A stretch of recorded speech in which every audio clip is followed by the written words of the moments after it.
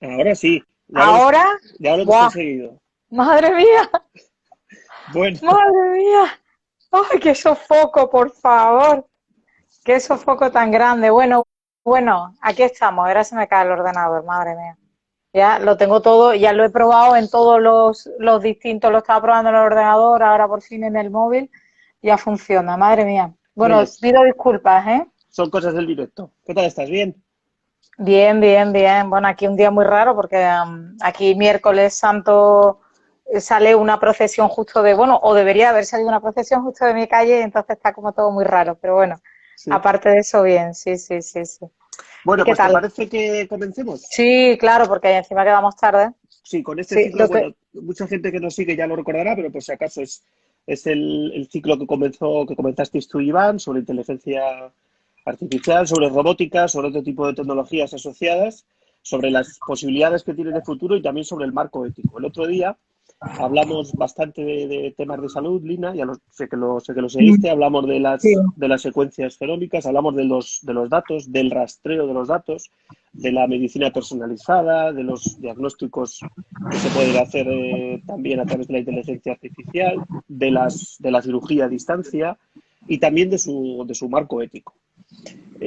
Bueno, entonces hoy, si te parece, vamos a hablar de temas científicos, que yo creo que tú estabas de toda la relación de la ciencia, algún tema teníamos pendientes de los robots Sí. y sobre todo, y siguiendo la pauta de los dos directos anteriores que hemos tenido, pues estaremos atentos a las preguntas porque lo importante es que Sí, toda la gente que se está uniendo, que es un montón, además como les hemos hecho esperar con esa especie de zozobra, nos hemos hecho de rogar. qué Entonces, angustia. eso, toda la gente que se esté uniendo, que le agradecemos mucho que se unan, pues que manden sus preguntas y las vamos respondiendo entre los dos. Así que, si te parece, Lina, si quieres empezar tú con, no sé si el tema de ciencia o tema de las ciudades y el horizonte, como quieras.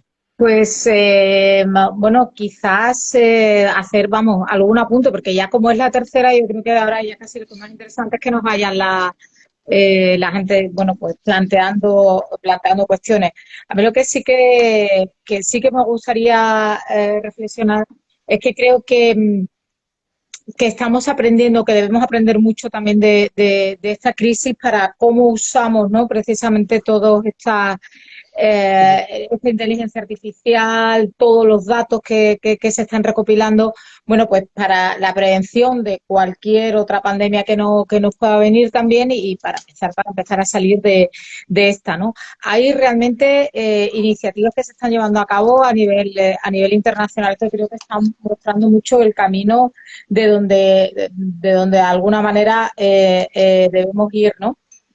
Hay una hay una, como diría yo, un consorcio ya creado, sobre todo que ha empezado en Estados Unidos, que se llama High Performance Computing, Mm. que para que la gente lo sepa, que está realmente creando, bueno, pues toda la capacidad o gran parte de la capacidad que tienen empresas como Microsoft, como Google, como Amazon, como IBM, otras algunas más pequeñas, los grandes departamentos de investigación en tecnología de los Estados Unidos, la propia Casa Blanca, el propio, digamos, Departamento de Investigación, Agencia de Investigación Norteamericana o la NASA, por ejemplo, han puesto a trabajar conjuntamente toda la capacidad que tienen de procesamiento de datos para compartir toda la información que hay sobre distintos aspectos del coronavirus, de tal manera que todos los científicos,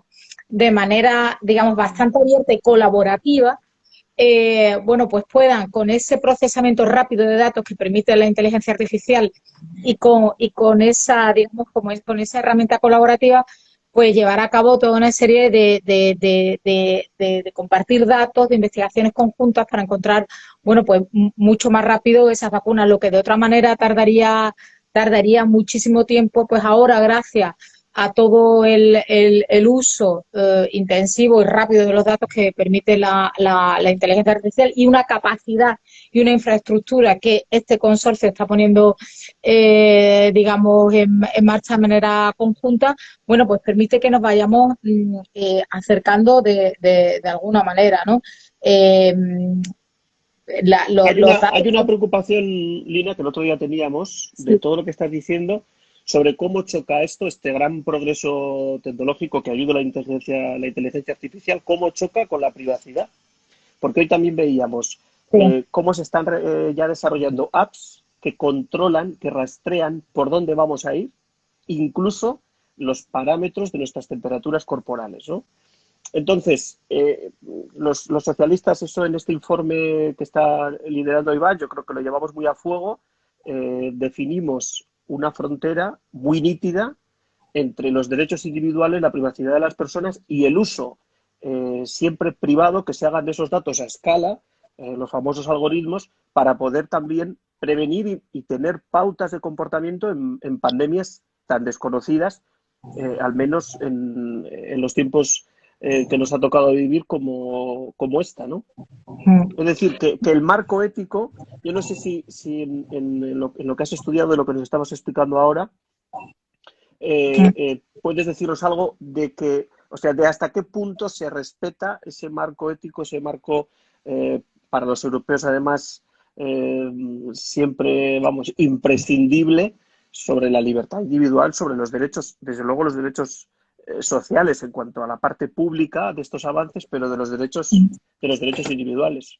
Bueno, yo creo que ese es el grandísimo reto que tenemos en Europa, no solamente para Europa, yo lo decía el otro día, no solamente para Europa, sino para el resto del mundo, es encontrar, digamos, un buen diseño en el marco regulatorio digamos, de cómo podemos utilizar todos estos sistemas, cómo podemos utilizar todos estos avances, pero garantizando nuestros derechos fundamentales y garantizando nuestra privacidad. Porque ahora mismo los otros modelos, digamos, que tenemos con los que podemos confrontarnos, que son más el asiático, digamos, por una parte sobre todo el chino, ¿no? Y por otra parte el estadounidense, pues no han tenido, digamos, en cuenta el tema de la privacidad de la misma manera.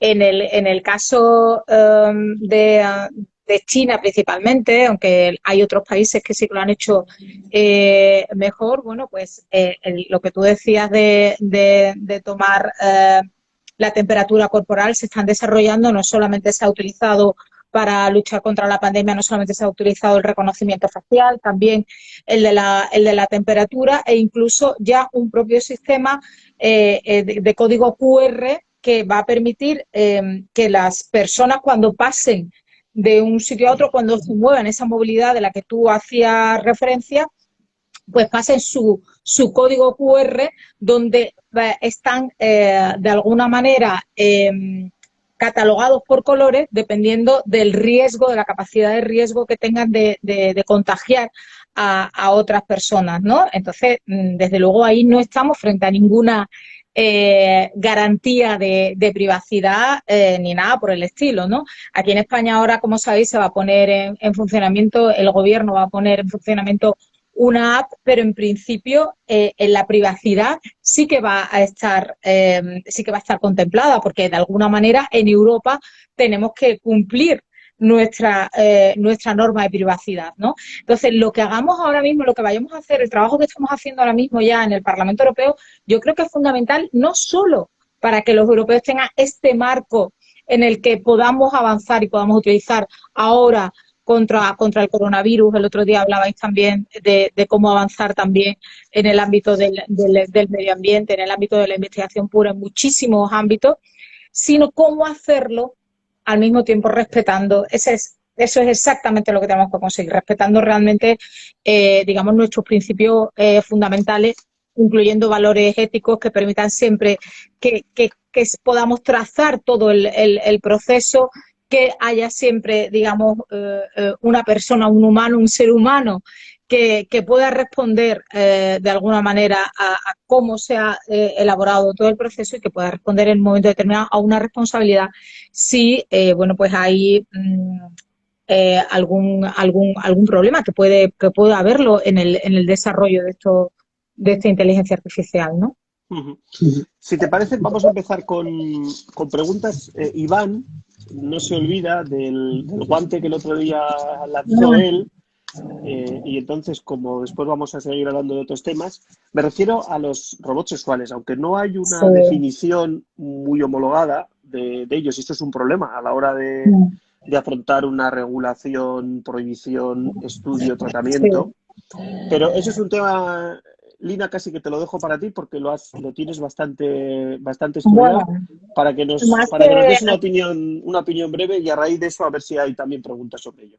Bueno, aquí como en otras cosas, lo que estamos hablando principalmente es de lo que nos puede venir, ¿no? Obviamente todavía no tenemos, que yo sepa, digamos, hay robots sexuales, pero todavía no hay robots que estén suficientemente desarrollados como que digamos que tengan una apariencia casi completamente humana, como en las películas de ciencia ficción, y que pueden suplantar en ese sentido a las mujeres. Lo que sí sabemos es que cuando se desarrollan productos de inteligencia artificial de alguna manera con apariencia humana, tiene que quedar claro que se trata tiene que quedar claro que las personas que interactúan con, digamos, con esos robots, en este caso, porque ahí sí que serían robots, sepan que están interactuando con una inteligencia artificial y que no están interactuando con un humano. Esto es especialmente sensible para las personas mayores, por ejemplo, que bueno, pues que pueden desarrollar incluso una serie de, digamos, de emociones, ¿no? O de un link emocional con estos robots, o sobre todo los niños, ¿no? Ahí yo broneaba diciendo, bueno, también a lo mejor un hombre adulto puede desarrollar este tipo de link emocional con un robot si este tiene una apariencia suficientemente humana. El problema que desde un punto de vista ético y, bueno, desde un punto de vista también yo creo que de los derechos humanos y del feminismo se plantea con los robots sexuales es que la mayor parte de estos robots sexuales son mujeres, ¿no? Y que está vinculado a digamos, a una violencia estructural y a una desigualdad estructural, digamos, del propio sistema patriarcal, ¿no? Ya tenemos un sistema patriarcal que cosifica a las mujeres y que de alguna manera ya la propia prostitución nos indica un poco por dónde va la cosa, ¿no? No sé si conocéis el caso de los sugar daddies, ¿no? Bueno, pues estas personas que prefieren, digamos, comprar a una chica a la que pagan los estudios, a la que, digamos, con la que tienen incluso una relación no esporádica, pero que hay una relación mercantil de tal manera que esa chica no le puede exigir emocionalmente nada a cambio, ¿no? Es como una relación emocionalmente barata, ¿no? O una emocionalmente prácticamente gratis, Claro. porque no tienen por qué. Entonces son relaciones completamente desiguales, en este sentido hablamos entre personas humanas, pero esto mismo se puede reflejar también respecto a los robots, porque además es siempre unidireccionalmente y por tanto implica en esa cosificación de las mujeres. Uno de los problemas de la prostitución es que en sí mismo es una escuela de desigualdad. ¿Esto qué quiere decir? Que cuando un hombre va a un prostíbulo, luego vuelve a su lugar de trabajo y tiene al lado a otras mujeres que son sus compañeras, ya no son sus iguales, porque él acaba de estar con quien ha querido a cambio de dinero. Por tanto, se genera ya una desigualdad. Y eso también se puede producir de forma incluso más fácil con los robots sexuales, ¿no? En el sentido que cosifica digamos, a esa imagen de la mujer, ¿no?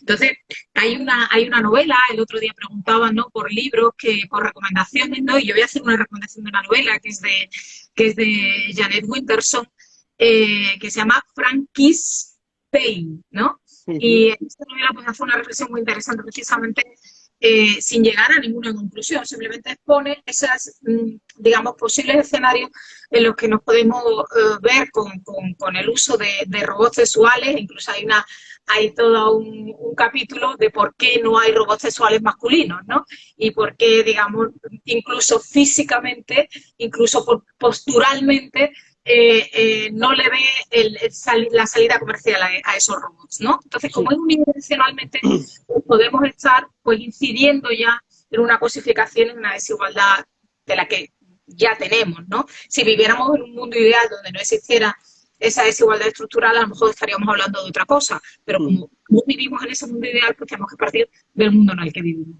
Cosificación que en el ámbito de la medicina personalizada, por ejemplo, o en la cirugía a distancia, también muchos pacientes ya estaban, bueno, pues defendiendo el derecho a ser tratados por personas, no por máquinas, no por robots. Eso ya se está de alguna forma extendiendo. Es decir, que nosotros hablábamos del marco ético como frontera, pero es verdad que la cosificación, personalización, es algo que va a estar en el debate y que, por tanto, como socialdemócratas, pues vamos a también a incorporar. Le veo a Iván que dice que está de acuerdo, pero no en todo. Como vamos a debatir nuestras aportaciones de manera conjunta, pues podremos verlo nosotros. Si te parece, Lina, hay un tema, nos queda tiempo hasta las 8 menos 5, que tenemos que salir a aplaudir a nuestros médicos, a nuestros trabajadores y trabajadoras de la Que no sanidad. al final de la huelga, porque como mucha gente sabe ahora mismo, Provisto se está desarrollando una huelga, una manifestación, perdón, online contra el gobierno socialista de Pedro Sánchez, y hacen curiosamente coincidir el final de esa manifestación con los aplausos a las personas, a los profesionales de la sanidad, ¿no? Lo cual me parece un poco utilizar una movilización ciudadana muy sana, ¿no? Y un reconocimiento, bueno, pues hacerla coincidir con un movimiento político muy dirigido contra el gobierno, ¿no? Por eso.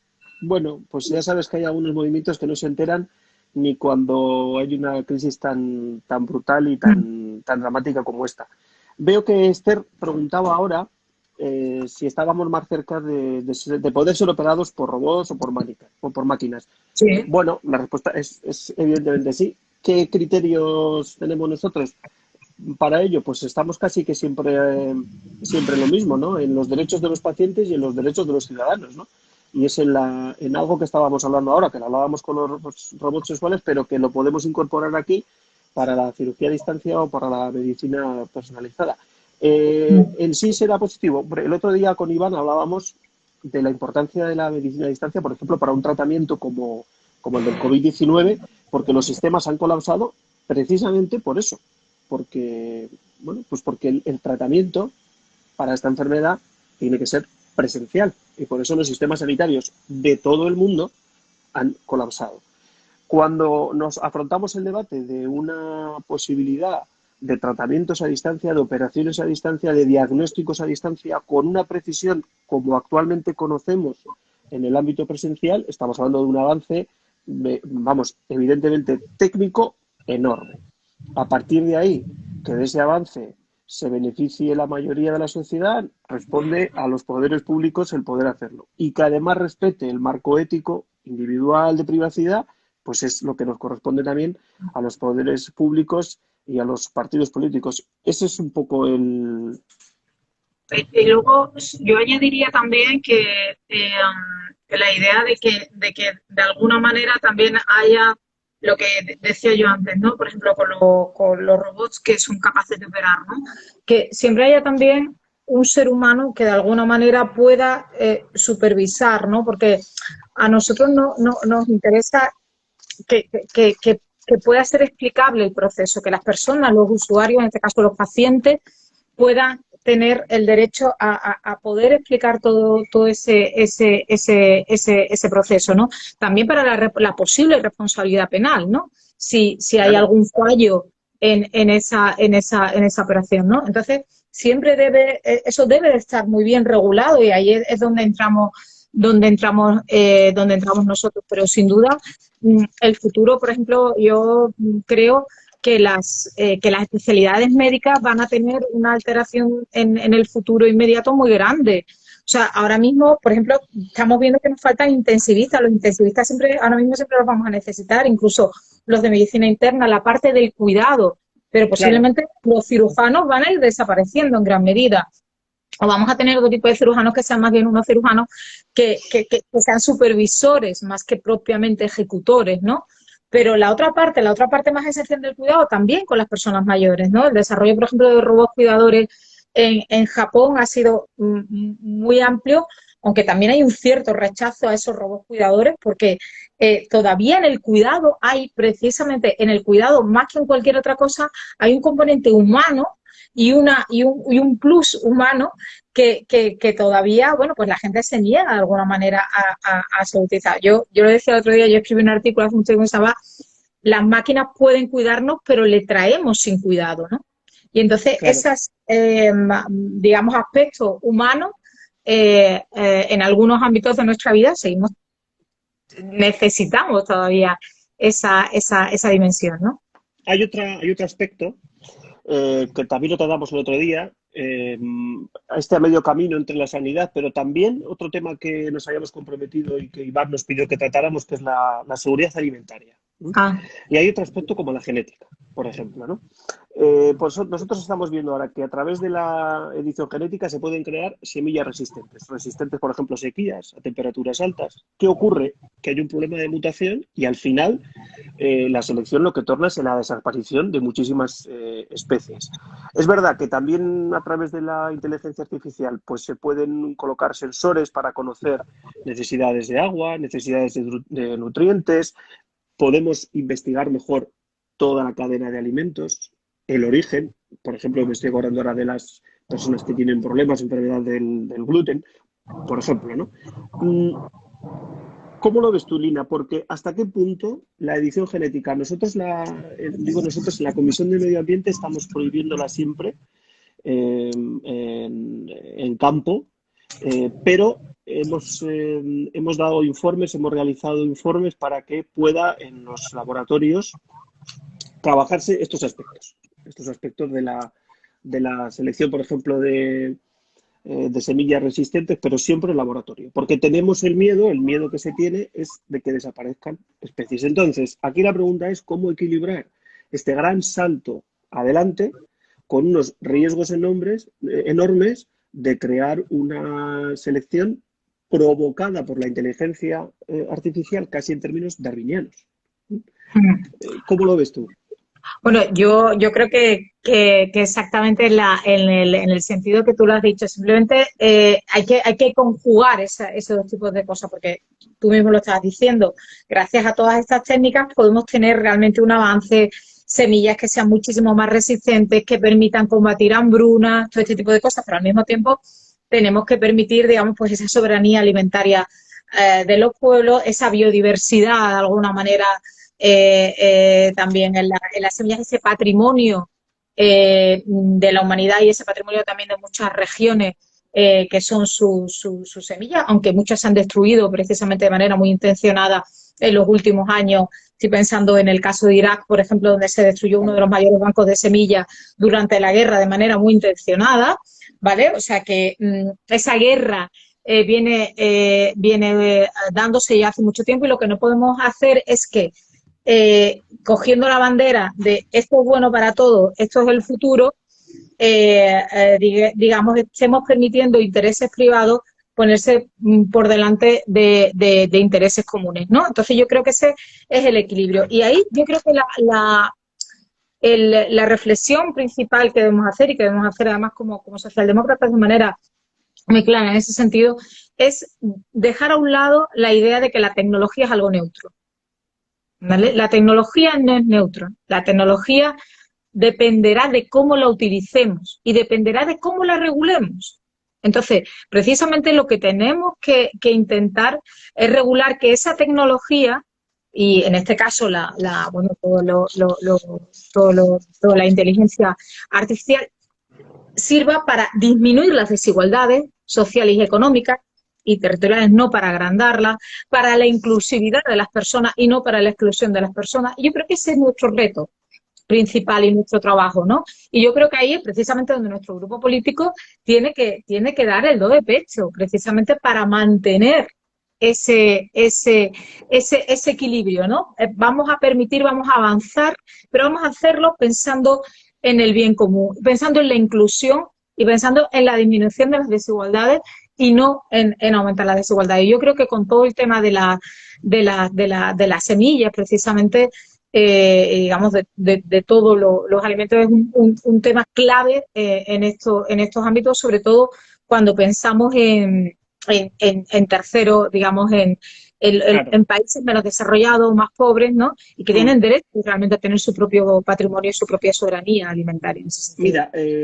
Mel Ravelo, que le está gustando mucho el debate por lo que nos dice, habla de la trazabilidad de sistemas de inteligencia artificial y nos pregunta, aquí ya de antemano le pido ayuda a Iván, que como lo está siguiendo, si se está elaborando algún marco regulatorio. Yo, más allá del informe que estamos colaborando nosotros tres en nombre de los socialdemócratas en el Parlamento Europeo, sí que desconozco si sobre este aspecto concreto, sobre la trazabilidad de los sistemas de inteligencia artificial, se está en algún marco regulatorio. No sé si tú lo sabes, Lina, y si no, Iván, que salga al quite. Está en el libro blanco de la inteligencia artificial que presentó el mes pasado, bueno, no, ya en febrero, ya como estamos tan raros esto, Dice Iván que sí, en dice Iván que ya febrero hay un, dice Iván que la sí que hay Comisión Europea, un. la trazabilidad es uno de los, igual que la inclusividad, es uno de los ámbitos, digamos, de las características esenciales que tiene que tener la futura regulación.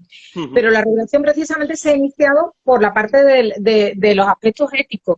Ahora va a venir muchísima más regulación en muchos ámbitos. Y desde luego el tema de la trazabilidad en todo el proceso, no solo porque muchas veces, por ejemplo, nosotros desde Empleo nos estamos fijando mucho en el tema de la trazabilidad de los algoritmos en el momento en que se diseñan, ¿no? Que sea sin sesgo, etcétera, etcétera. Pero tiene que ser precisamente a lo largo de todo el proceso. Esto va a venir, está claro, porque además está en el propio libro blanco de la Comisión Europea, pero ahora mismo los expedientes que hay abiertos son los vinculados con los aspectos éticos. Oye, Lina, y en relación a las ciudades inteligentes, que tú lo estás trabajando, eso tiene mucho que ver también con las ciudades sostenibles. Desde el punto de vista del cambio climático, la inteligencia artificial, el otro día lo repasábamos, pero tiene mucha incidencia. Tiene incidencia en los materiales bajos en carbono, el cemento y el acero sobre todo, en cómo se pueden controlar las emisiones agrícolas y la deforestación, también en la construcción de sistemas de electricidad, en el transporte, que se puede hacer un transporte muchísimo más eficiente, en la energía que se desperdicia en los edificios y también en cómo nosotros podemos tener herramientas también de rastreo, como lo hablábamos antes, para reducir la huella de carbono. Son muchísimas herramientas que va a poner la robótica y la inteligencia artificial al servicio de hacer ciudadanos más responsables y conscientes para ciudades más habitables y sostenibles. ¿Cómo lo ves tú desde el trabajo que desarrollas en tu comisión este aspecto de cómo aplicar la inteligencia artificial a la sostenibilidad global, pero aplicada en las grandes urbes y en la sostenibilidad del transporte, de la electricidad, de los edificios, que es posible y que se va a poder hacer? Bueno, el tema de sostenibilidad yo creo que lo estáis trabajando más desde ENVI. Aquí, claro, hay que un poco decirle a la gente que estamos trabajando en los mismos Pero expedientes, pero de comisiones como somos un equipo, por eso nos vamos diferentes, ¿no? lanzando los Bueno, temas. entonces yo lo estoy haciendo desde la comisión, tanto la de Industria e Investigación en Energía, como por otra parte con la de Empleo y también en Igualdad. Estamos haciéndolo precisamente para favorecer la incorporación de las mujeres al coding y a todas las STEM y demás. Eh, bueno, lo que sí que se sabe y sabemos todos es que ya para 2030, que está ya a la vuelta de la esquina, vamos a tener más del 60% de la población mundial viviendo en ciudades, ¿no? Y por tanto, gran parte de los esfuerzos que tenemos que hacer tienen que ir orientados a las ciudades, que es donde además se concentra gran parte de los servicios públicos, bueno, de transporte y que, bueno, gestionados de otra manera, de una manera smart, ¿no? Por tanto, añadiendo toda la digitalización, podemos tener todas ciudades muchísimo más sostenibles. En el nuevo programa de investigación de la Unión Europea, el Horizonte Europa, que comienza el año nuevo, pues se establecieron 5 misiones, que es una nueva manera de aproximarse a la investigación, que es muy interesante porque es poniendo a trabajar juntos con un objetivo concreto común a las instituciones públicas, a instituciones privadas, a investigadores y a la sociedad en general para conseguir un objetivo. Está pensado en la misión del Apolo de llegar a la Luna, ¿no? Entonces, una de esas 5 misiones, por no enrollarme mucho, son ciudades con emisiones de gases neutros e inteligentes, ¿no?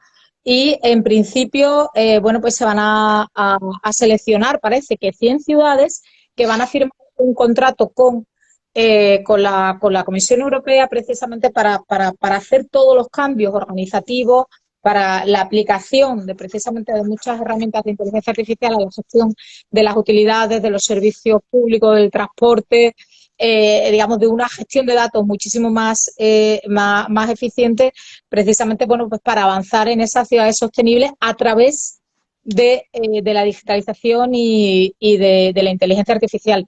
Pero ya hay iniciativas muy interesantes, con esto me paro, una Artificial Intelligence 4 for Cities, donde está Ámsterdam, Copenhague, Helsinki, Stamberger y Tallinn y París, que hacen precisamente para ver cómo a través del uso de la inteligencia artificial pueden mejorar, pues, principalmente aspectos de energía y de movilidad, que en definitiva estamos hablando aspectos de sostenibilidad y de unos servicios más eficientes y de manera muchísimo más sostenible, ¿no? Son muy interesantes. Sí. Sony 47, como decíamos ahora, en un ratito muy, muy breve vamos a salir a aplaudir al sistema público sanitario. Y si te parece, Lina, para ir terminando este ciclo, que hay que recordar la iniciativa a Iván García del Blanco, nuestro compañero eurodiputado, que es el que nos coordina un poco en estos asuntos. Bueno, pues por recapitular, yo creo que como socialdemócratas también yo creo que es bueno que toda la gente que escucha, que nos está siguiendo, sepa la perspectiva de cohesión social y de igualdad que nosotros mantenemos también en este aspecto de las posibilidades de futuro y del marco ético de la inteligencia artificial, de la robótica, de otras tecnologías. ¿Por qué? Bueno, pues porque tenemos ejemplos en todos los sitios y ahora estamos viendo una situación tan dramática que también lo vemos. El acceso a las tecnologías, a los avances, tiene que estar extendido, tiene que ser universal, tiene que ser un derecho, no tiene que ser un negocio. Por tanto, cohesión social y también igualdad. Porque el otro día, haciendo la comparación de la tierra para el que la trabaja, hablábamos de los datos para los que los usan. Es decir, el acceso a la tecnología, a las grandes aplicaciones después de servicios a la ciudadanía y la utilización de los datos tiene que tener una visión desde las instituciones muy igualitaria y siempre manteniendo esa cohesión social y el valor de lo público. Nosotros la vamos a incorporar al informe, es sobre todo Iván el que se encargará de desarrollar y de preservar esa parte. Pero si te parece, Lina, pues ya para ir terminando y tendremos, antes de -5, tendremos igual alguna pregunta, pero sí que, bueno, pues Iván me pidió que el otro día que introdujéramos esta reflexión también para finalizar sobre la importancia de la cohesión social y de la igualdad, también en esto que parece, como antes decías tú, que estamos hablando que es algo futuro. Es verdad que es futuro, pero es presente en muchísimas cosas, porque se pueden hacer ya diagnósticos a distancia y se va a poder, y se opera también a distancia, hay muchísimas más cosas. Bueno, en el ámbito del empleo es muy claro, ¿no? Que sobre todo desde donde yo estoy haciendo la opinión a este file que está llevando Iván, tenemos, de hecho, a esta era, hay quien la llama ya la era del capitalismo de la supervisión, ¿no? Realmente porque hay herramientas que permiten precisamente el control de los trabajadores, más allá de lo que posiblemente sería conveniente y necesario, y cómo ese es uno de los aspectos, por ejemplo, que debemos regular y debemos regularlo bien. Hay otro aspecto que también tiene que ver con las nuevas tecnologías, que es el derecho a desconectar también, que tengamos vida privada y que, bueno, pues precisamente estas tecnologías, hay incluso quien se está poniendo chips, ¿no?, que permiten un control continuo también de las 24 horas del día. Eso podría ser otro aspecto. Por ejemplo, el tema de los sesgos. Se están utilizando algoritmos desde la contratación a la selección que incluyen sesgos sobre todo raciales y sesgos de género muy desarrollado, o por ejemplo también la precarización del trabajo a través del trabajo de plataforma. Quiero decir, he puesto 4 ejemplos, pero se pueden poner más, ¿no? Entonces tenemos que estar muy atentos, porque tenemos que permitir, ¿no? No, yo soy tecnooptimista, ¿eh?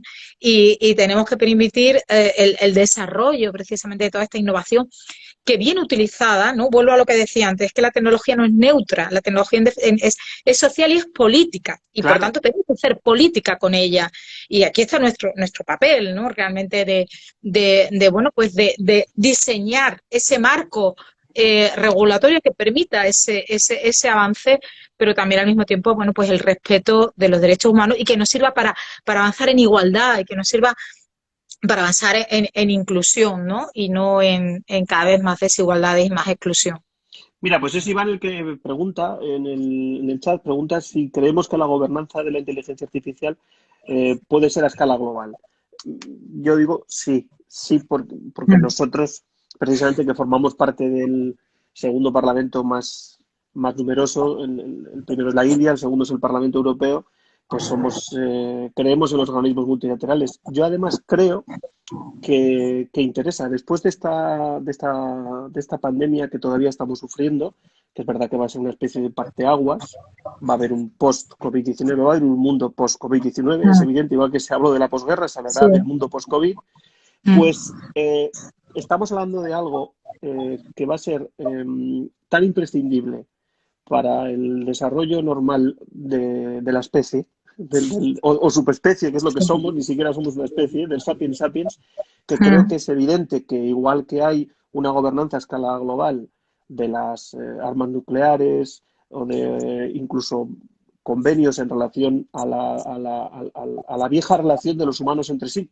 que ha sido siempre la guerra, la competición a través de la inteligencia artificial, yo creo que con muchísimo esfuerzo se convertirá en cooperación a través de organismos multilaterales. Ahí yo creo que los europeos, que en algunas cosas somos lentos, pero es verdad que seguros, tenemos muchos pasos dados.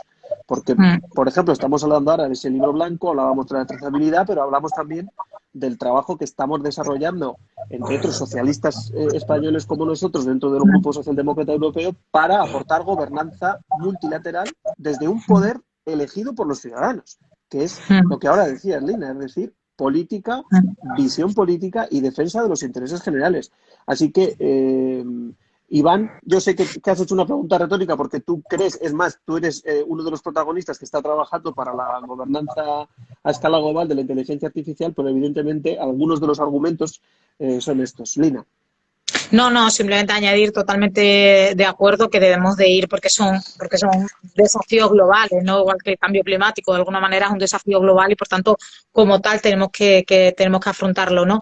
Lo único que tenemos que también buscar la manera de desarrollar, pues, esos mecanismos precisamente de control democrático a esa gobernanza global, porque si no, al final la gente, sobre todo quien tiene cultura democrática, acabará de alguna manera pensando que no tiene control sobre esos organismos, como ha pasado con muchos de los organismos de la globalización, que han diventado en una hiperglobalización financiera que no ha siempre ido en beneficio de las personas. Bueno, pues de alguna manera hay que también innovar en esos mecanismos de control democrático de esa gobernanza global, ¿no? Eso también nos va a tocar a nosotros, y como tú decías, a veces los europeos somos un poquito más lentos, pero también estamos dando marcos regulatorios de seguridad que creo que son muy importantes, que están sirviendo de ejemplo a otros parlamentos y a otros lugares del mundo, y por tanto tenemos que seguir